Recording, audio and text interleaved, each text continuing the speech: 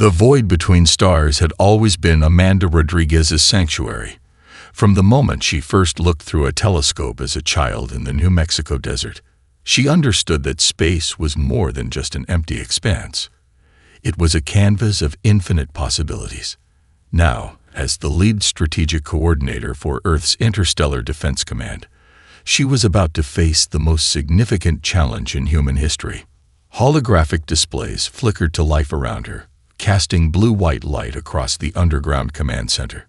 Banks of computers hummed with anticipation, their quantum processors churning through astronomical amounts of data every millisecond. Outside the reinforced walls, the world continued its daily rhythm, entirely unaware of the impending threat that approached from the depths of space. The first detection came at 3:27 hours, Greenwich Mean Time. A network of advanced deep space sensors, a culmination of decades of human technological innovation, picked up massive energy signatures emerging from subspace. These weren't the subtle disturbances of natural cosmic phenomena. These were deliberate, calculated, and unmistakably artificial. "Multiple contacts," announced Michael Collins, his fingers dancing across holographic interfaces. "Scale is unprecedented. We're looking at a fleet composition unlike anything in our previous encounter databases." Amanda studied the emerging data. Massive vessel signatures began to resolve on the screens, each one dwarfing the largest human spacecraft by orders of magnitude. Their silhouettes were angular, almost crystalline, with a geometry that seemed to defy conventional understanding of spacecraft design.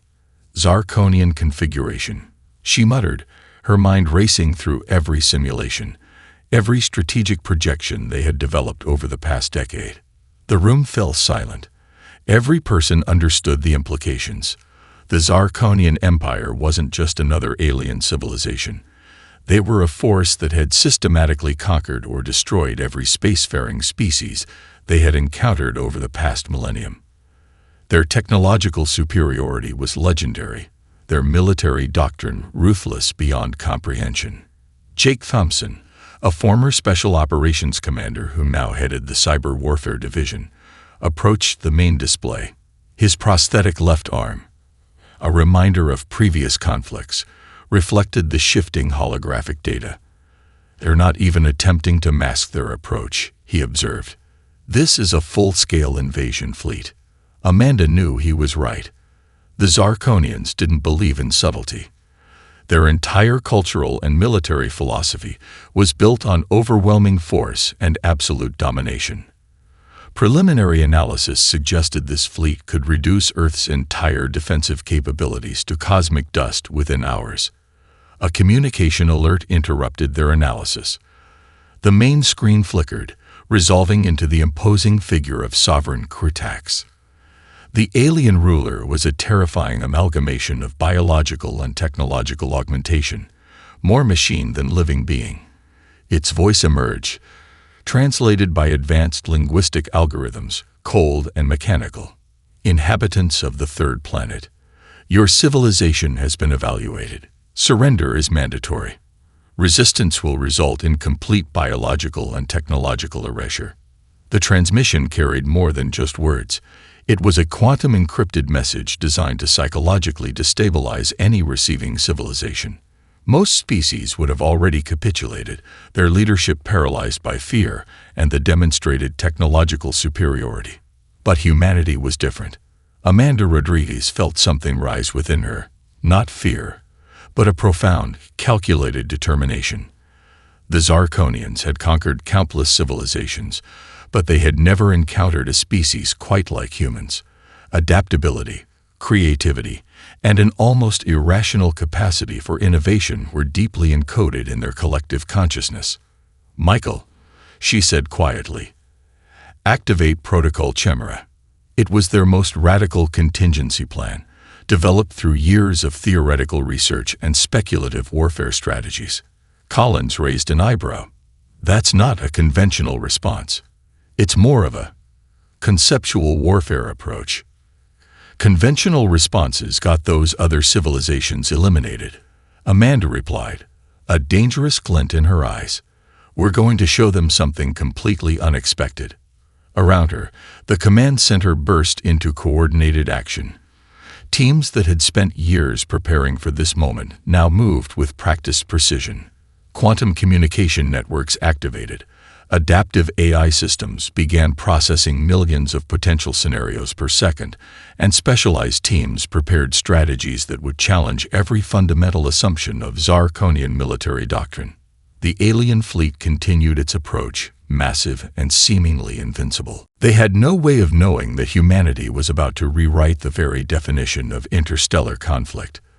The first engagement defied every known principle of space combat. While traditional military strategists would have prepared for a direct confrontation, Jake Thompson had spent years developing an entirely new approach to warfare, one that transformed the battlefield into a complex, living network of strategic possibilities.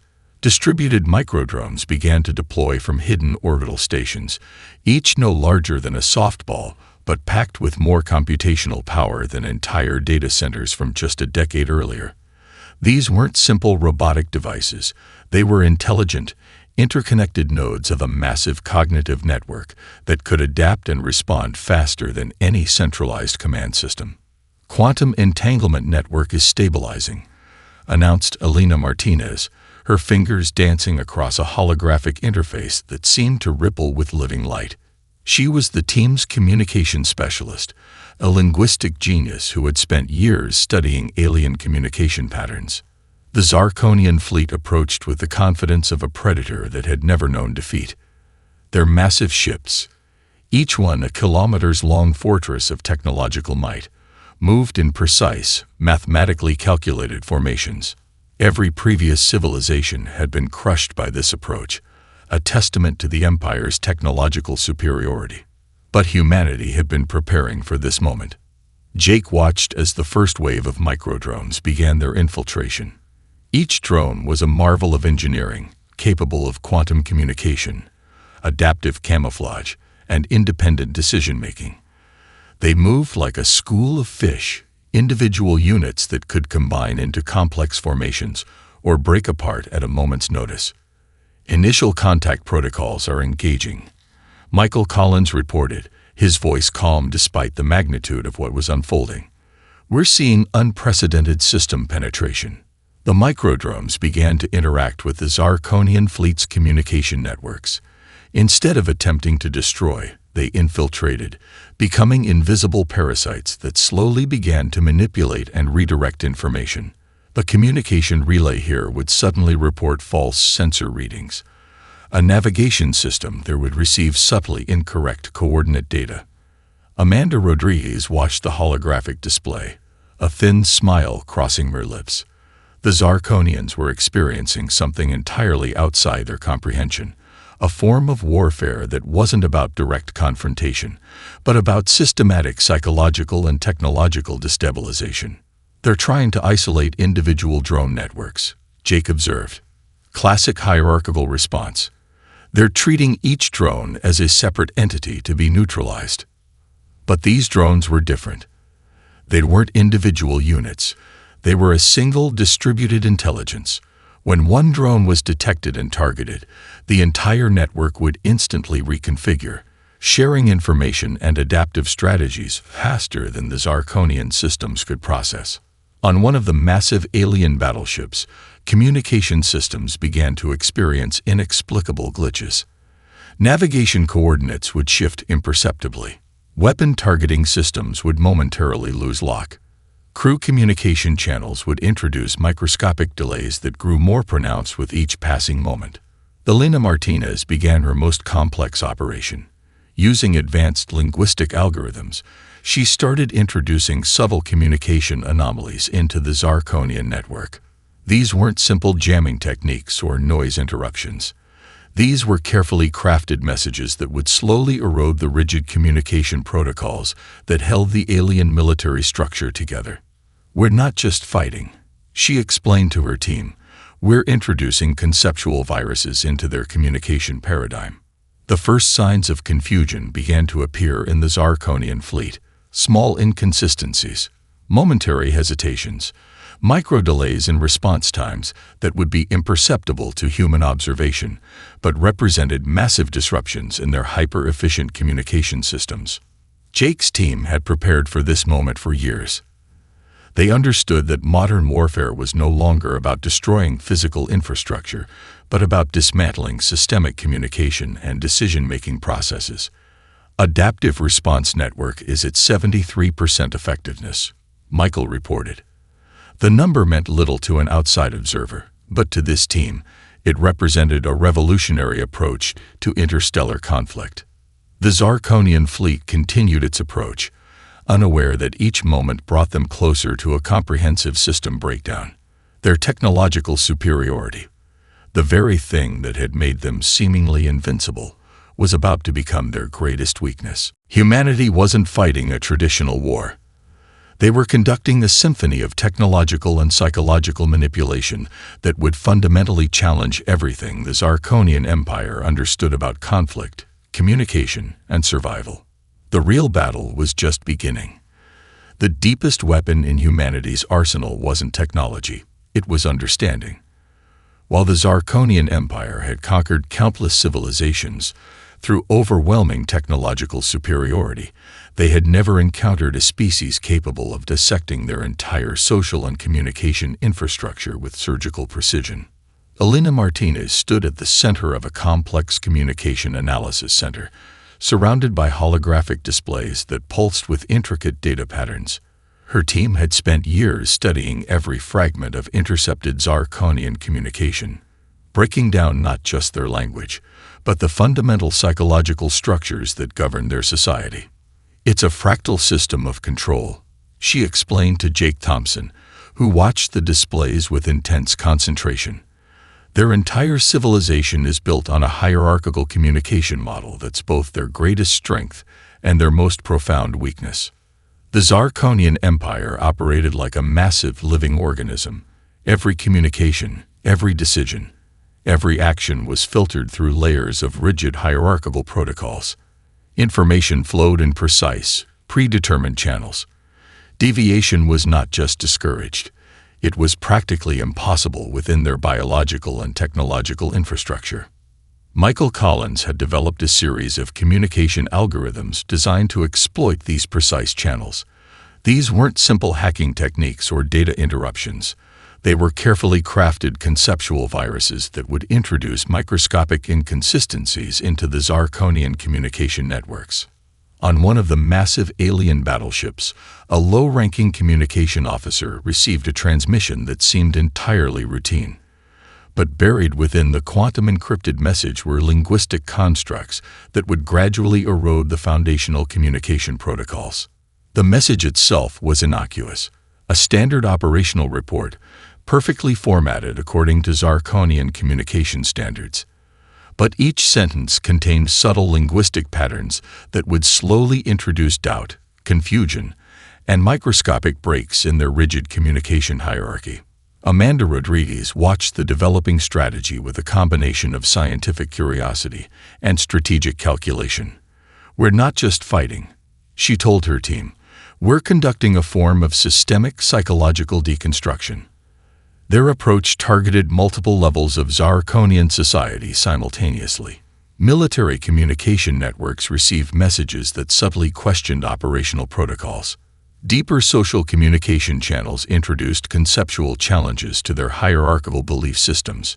Jake's cyber warfare team had discovered something profound about Zarkonian psychology. Their entire civilization was built on a model of absolute control, a system so rigid that any introduction of uncertainty would create cascading systemic failures. "Look at this," Elena said, highlighting a complex data visualization. "Each communication channel is like a rigidly connected neural network. Introduce a single point of inconsistency, and the entire system begins to destabilize." The first signs of breakdown were subtle. Communication delays became marginally longer. Routine operational decisions took fractionally more time to process. Junior officers began to experience microscopic moments of hesitation that would have been unthinkable in their previous operational model. On multiple Zarkonian command ships, senior officers began to receive reports that seemed slightly off. Nothing dramatic enough to trigger immediate alarm, but sufficient to introduce a growing sense of uncertainty. Michael's team had prepared for years, developing communication strategies that would exploit the Zarkonians' most fundamental psychological vulnerabilities. They understood that modern warfare was no longer about destroying physical infrastructure, but about dismantling systemic communication and decision-making processes. We're introducing conceptual complexity into a system designed for absolute simplicity, Elena explained. Each message was a carefully constructed linguistic puzzle designed to create microscopic cognitive dissonance. The Zarkonian Empire had conquered countless civilizations by presenting an image of absolute, unquestionable superiority. Humanity was about to demonstrate that true strength wasn't about technological might, but about adaptability, understanding, and the capacity to challenge fundamental assumptions. Sovereign Kritax would soon learn that humanity represented something entirely outside their comprehension, a species capable of waging war not through destruction, but through profound systemic transformation. The real battle was happening in the most invisible of spaces, the complex intersections of communication, psychology, and systemic understanding. The research facility hummed with an electric intensity that defied conventional understanding of scientific exploration. Located deep beneath the Colorado Mountains, this was humanity's most advanced technological proving ground, a place where the boundaries between imagination and reality blurred into something entirely new. Dr. Michael Collins stood at the heart of a massive circular laboratory, surrounded by holographic projections that danced with complex mathematical models and quantum simulation frameworks. His team represented the pinnacle of human scientific innovation. Physicists, engineers, computer scientists, and biological researchers who had spent years preparing for this moment. We're not just developing technology, Collins explained to Amanda Rodriguez, who watched the ongoing experiments with intense concentration. We're creating living systems of adaptation. The breakthrough came from an unexpected convergence of disciplines. A neural network algorithm developed by a cognitive psychologist merged with quantum computing principles proposed by a theoretical physicist. Biological adaptation models from ecological research combined with advanced material science to create something unprecedented. Prototype defense systems began to take shape. These weren't traditional weapons, but adaptive intelligent networks that could reconfigure themselves faster than any known computational system. Each device was less a piece of technology and more a living, learning entity. Jake Thompson examined a small spherical device no larger than a tennis ball. To an untrained eye, it might have looked like a simple piece of equipment. But this was a breakthrough in adaptive technological design, a system that could analyze, learn, and respond to threats in microseconds. Quantum entanglement communication, Jake muttered, turning the device in his hand. It doesn't just process information. It anticipates. The device could create multiple potential response scenarios simultaneously, choosing the most effective approach before a threat even fully materialized. Traditional computer systems worked in linear processes. This new technology worked more like a living organism, fluid, adaptive, unpredictable. Elena Martinez brought forward her latest communication interface prototype. It wasn't just a communication device. It was a linguistic adaptation system that could understand and process alien communication patterns in real time. Each interaction would modify its own communication algorithms, learning and evolving with every single encounter. We're creating technology that learns faster than any biological intelligence, she explained, her eyes bright with the excitement of scientific discovery. The biological research team had made equally stunning breakthroughs. They had developed adaptive medical technologies that could reconfigure human physiology to withstand extreme environmental conditions. Nanomedicine that could rebuild cellular structures, adaptive implants that could modify human sensory and cognitive capabilities in real time. Michael Collins called it the living technology approach. Every system was designed not just to function, but to grow, learn, and transform. The Zarkonian Empire understood technology as a static tool. Humanity was creating technology as a living, evolving ecosystem. Prototype shield systems could change quantum signatures faster than any targeting system could lock on. Distributed intelligence networks could process millions of potential scenarios per second, creating a defense mechanism that was fundamentally unpredictable. "It's not about having the most powerful weapon," Amanda reflected, watching the team work. "It's about creating systems that can think faster than the threat." The most radical breakthrough came from an unexpected collaboration. A team of ecological researchers working alongside quantum physicists developed a computational model inspired by complex ecosystem interactions. Their technology didn't just respond to threats, it understood them at a fundamental level. Each prototype device became a node in a massive distributed intelligence network. They could communicate, share information, and adapt faster than any centralized command system. When one node encountered a challenge, the entire network would instantly reconfigure and learn. Jake Thompson recognized the profound implications. "We're not just developing technology," he told Collins. "We're creating a living, thinking defense system." The Zarkonian Empire had conquered countless civilizations with their technological superiority. They were about to encounter a form of technological innovation that existed beyond their most comprehensive understanding. Humanity wasn't just preparing for war. They were redefining the very concept of technological adaptation. Space erupted with a silent violence that defied traditional understanding of combat. The Zarkonian fleet, once an image of unassailable technological might, now found itself entangled in a web of human innovation that challenged every fundamental principle of warfare. Amanda Rodriguez watched from the underground command center, her fingers hovering just above the holographic interfaces. Each movement was calculated, each decision a complex chess move in a game where the board itself was constantly reshaping. "Penetration protocols are active," Jake Thompson reported, his voice steady despite the magnitude of what was unfolding.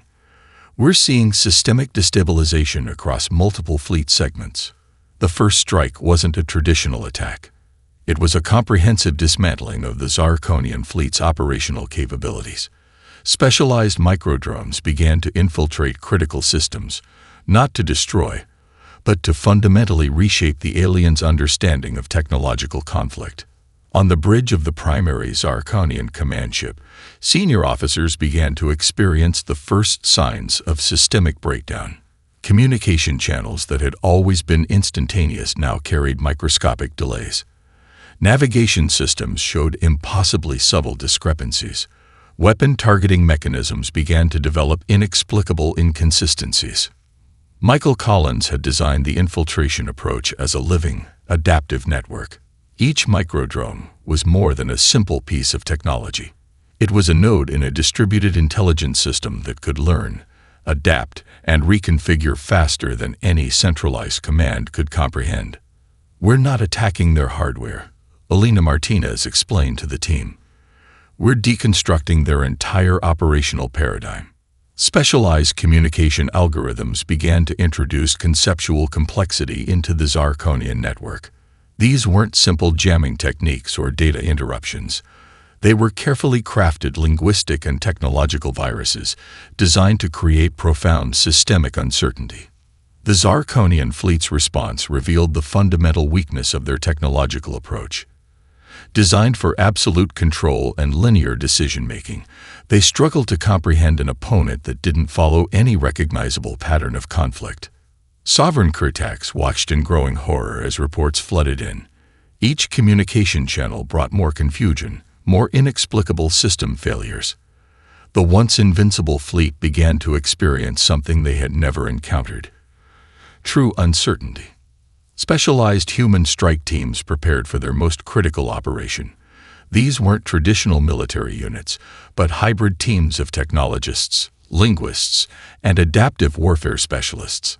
Each member was equipped with advanced neural interfaces and adaptive combat systems that could reconfigure in milliseconds. "Target is the primary command ship," Amanda announced, her voice calm and precise. Objective is not destruction. Objective is comprehensive system deconstruction. The first wave of infiltration began.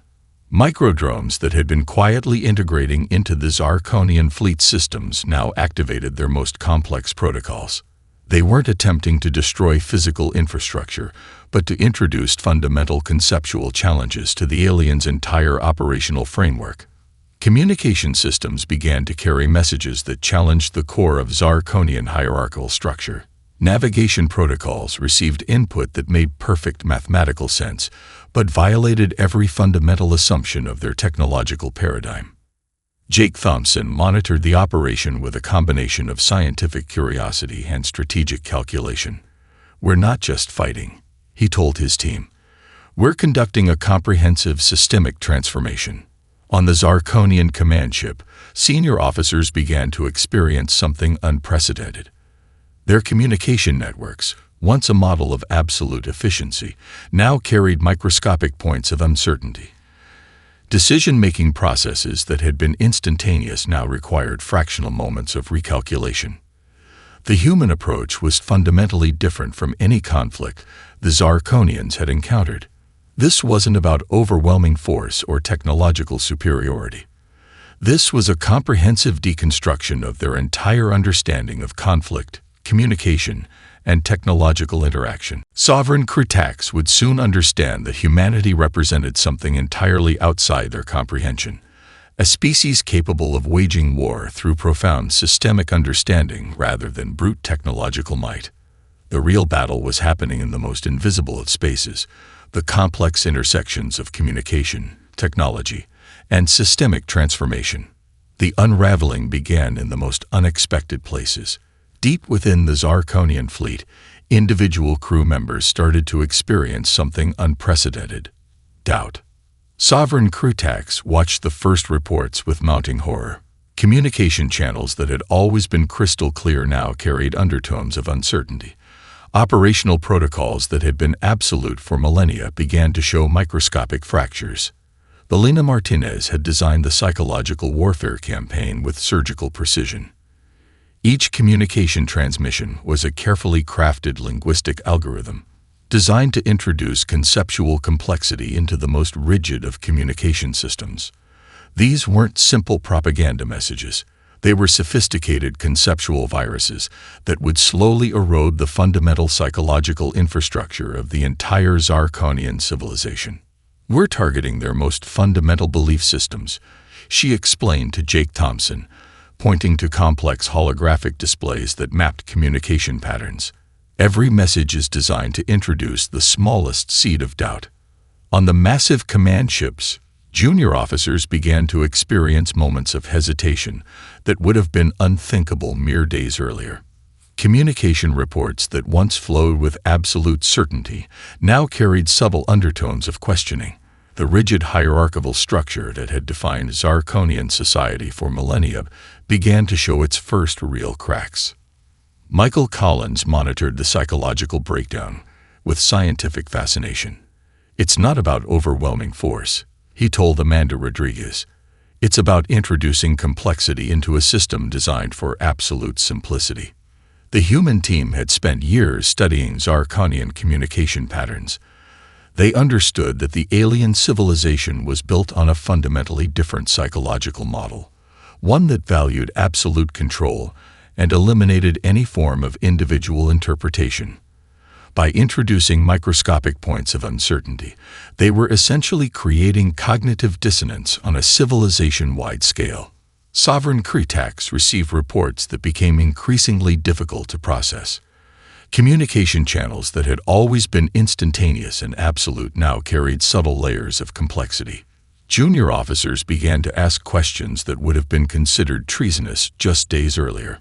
"The operational protocols are experiencing quantum uncertainty," one report read, a phrase that would have been incomprehensible in the previous Zarkonian communication model. Jake's cyber warfare team had discovered something profound about Zarkonian psychology. Their entire civilization was built on a model of absolute control, a system so rigid that any introduction of uncertainty would create cascading systemic failures. The psychological warfare went far beyond simple communication disruption. The human team had developed communication strategies that would systematically challenge the most fundamental assumptions of Zarkonian society. Messages began to circulate that subtly questioned the absolute authority of the ruling class. Communication channels carried linguistic patterns that introduced concepts of individual interpretation, something entirely foreign to the Zarkonian understanding of communication and social structure. Amanda Rodriguez watched the developing strategy with a combination of scientific curiosity and strategic calculation. "We're not just fighting," she told her team. "We're conducting a form of systemic psychological deconstruction." On multiple command ships, senior officers began to receive reports that seemed slightly off. Nothing dramatic enough to trigger immediate alarm, but sufficient to introduce a growing sense of uncertainty. The rigid communication protocols that had defined their civilization began to show microscopic fractures. Elena's linguistic algorithms had introduced something revolutionary, a form of communication that could exist in multiple interpretative states simultaneously. To the Zarkonian mind, designed for absolute certainty, this was fundamentally destabilizing. "Look at the communication patterns," she said, highlighting a complex data visualization. "Each transmission now carries multiple potential interpretations. For a civilization built on absolute control, this is catastrophic." The first signs of true breakdown were subtle but profound. Communication delays became marginally longer. Routine operational decisions took fractionally more time to process. The absolute certainty that had defined Zarkonian decision-making was being systematically dismantled. Sovereign Kurtaks would soon learn that humanity represented something entirely outside their comprehension, a species capable of waging war through profound psychological understanding rather than traditional military might. The real battle was happening in the most invisible of spaces, the complex intersections of communication, psychology, and systemic understanding. The moment of ultimate confrontation arrived with a silence more profound than any explosion. Space itself seemed to hold its breath as the human strike team prepared to board the primary Zarkonian command ship, a vessel that had crushed 100 civilizations and was considered absolutely impenetrable. Amanda Rodriguez led the specialized infiltration team. They weren't traditional soldiers, but a hybrid unit of technological specialists, linguistic experts, and adaptive warfare strategists. Each member wore advanced neural interface suits that could reconfigure defensive and offensive capabilities in milliseconds. "This isn't an invasion," Amanda briefed her team in the final moments before deployment. "This is a comprehensive system deconstruction." Jake Thompson monitored their approach from the command center, his fingers dancing across holographic interfaces that tracked every microscopic detail of the mission. The microdrones they had deployed earlier had already begun their most complex operation, systematically dismantling the ship's defensive and communication networks from within. Elena Martinez's linguistic algorithms were their primary weapon. Each communication transmission was now a sophisticated conceptual virus designed to introduce fundamental challenges to the Zarkonian command structure. The boarding process defied every traditional understanding of military infiltration. Instead of breaching hulls or fighting through defensive lines, the human team exploited the microscopic vulnerabilities they had meticulously mapped over months of preparation. Quantum entanglement communication allowed them to move through the ship's systems in ways that defied conventional understanding. Defensive barriers that had stopped countless invading forces simply failed to recognize their presence. Michael Collins watched from the command center, his breath caught in his throat. "We're not just infiltrating," he muttered. "We're fundamentally rewriting the rules of engagement." On the bridge of the command ship, Sovereign Kurtaks experienced the first true moments of existential terror. Communication channels that had always been absolute began to carry undertones of uncertainty. Defensive systems that had never failed began to show inexplicable vulnerabilities. The human team moved with a fluidity that was almost supernatural. Neural interfaces allowed them to predict and counter defensive systems before those systems could even fully activate, Each movement was a complex mathematical calculation, each decision a strategic masterpiece of adaptive thinking. "Target is the primary communication core," Amanda announced, her voice calm and precise. Her neural interface was already mapping the most efficient path through the ship's increasingly chaotic systems. The Zarkonian crew experienced something unprecedented. Their defensive systems, designed with absolute certainty, began to fail in ways that defied logical explanation. Weapon systems would activate, then inexplicably shut down. Communication channels would carry messages that seemed to exist in multiple interpretative states simultaneously. Jake's cyber warfare protocols reached their most complex stage. The microdrones they had deployed earlier now activated their most advanced infiltration algorithms. They weren't simply disrupting systems, they were fundamentally rewriting the operational parameters of the entire ship. Elena Martinez's linguistic algorithms reached their crescendo. The communication transmissions now carried complex conceptual patterns that challenged the most fundamental assumptions of Zarkonian communication and decision-making. "We're introducing a form of systemic complexity that their civilization cannot comprehend," she explained to her team. Each transmission was a carefully crafted linguistic puzzle designed to create profound cognitive dissonance. The infiltration team moved through the ship like ghosts, their neural interfaces allowing them to predict and counter every defensive measure before it could fully activate.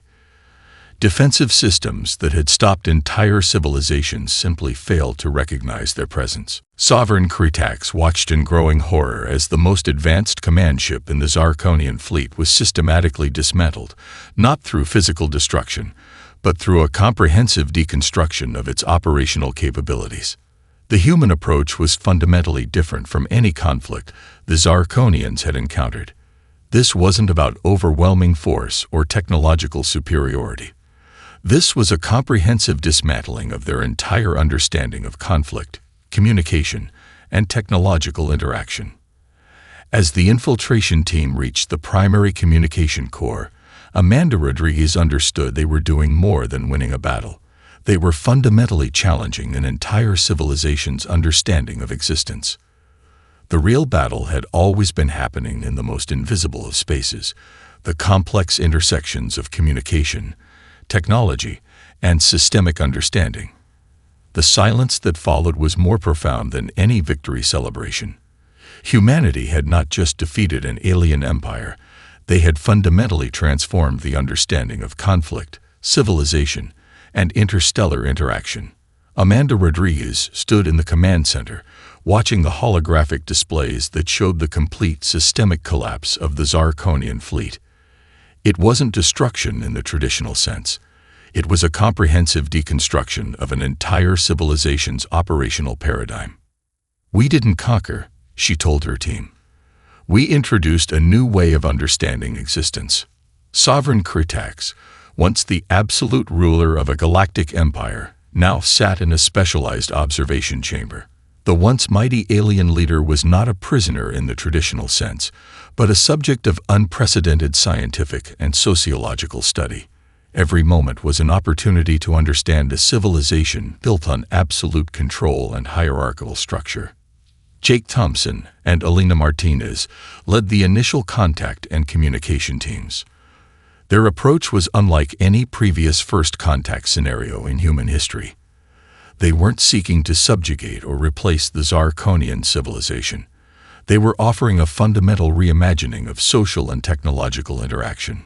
Michael Collins developed specialized communication protocols that could bridge the vast conceptual differences between human and Zarkonian understanding.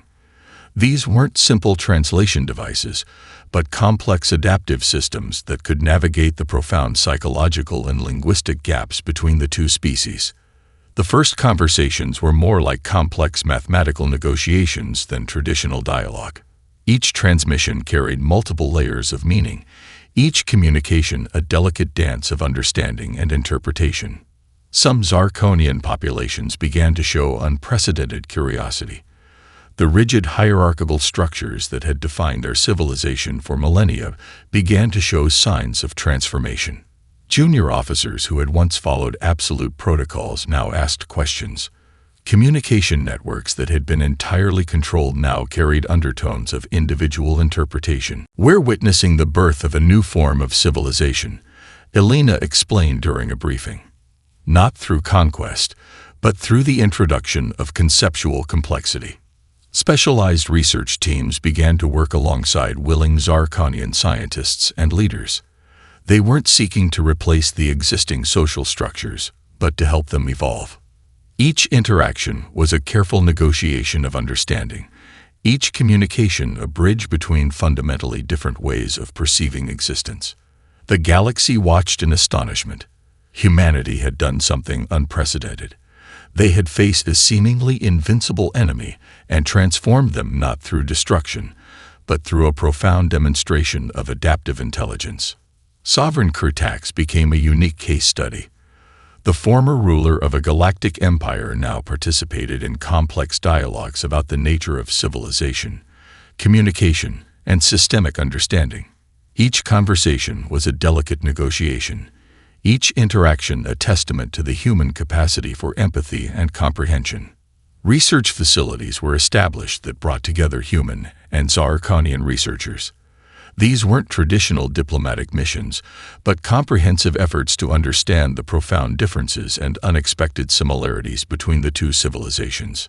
Jake Thompson developed communication systems that could navigate the complex psychological landscapes of both species. These weren't simple translation devices, but adaptive intelligence networks that could learn and grow with each interaction.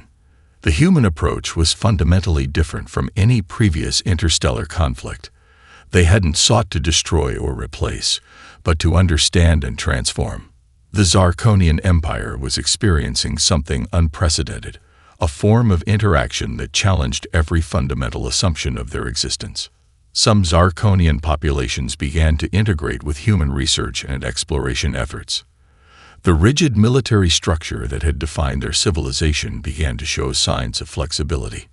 Communication networks that had once been absolutely controlled now carried undertones of individual creativity and interpretation. "We're not conquering," Amanda Rodriguez often explained to concerned human leaders. "We're offering a different way of understanding existence." The transformation wasn't quick or easy. Centuries of rigid hierarchical structure couldn't be dismantled overnight. But for the first time in their history, the Zarkonian civilization was experiencing something unprecedented, the possibility of fundamental change. Sovereign Kurtax, once the absolute embodiment of control and conquest, now participated in complex dialogues about the nature of civilization. Each conversation was a testament to the human capacity for understanding, for seeing beyond immediate conflict to the potential for growth and transformation. The galaxy witnessed the emergence of humanity not as conquerors, but as catalysts of change. They had demonstrated that true strength wasn't about technological superiority or military might, but about the capacity to understand, to adapt, and to fundamentally reimagine the possibilities of existence. In the end, humanity had done more than win a war. They had offered a new way of understanding the universe itself.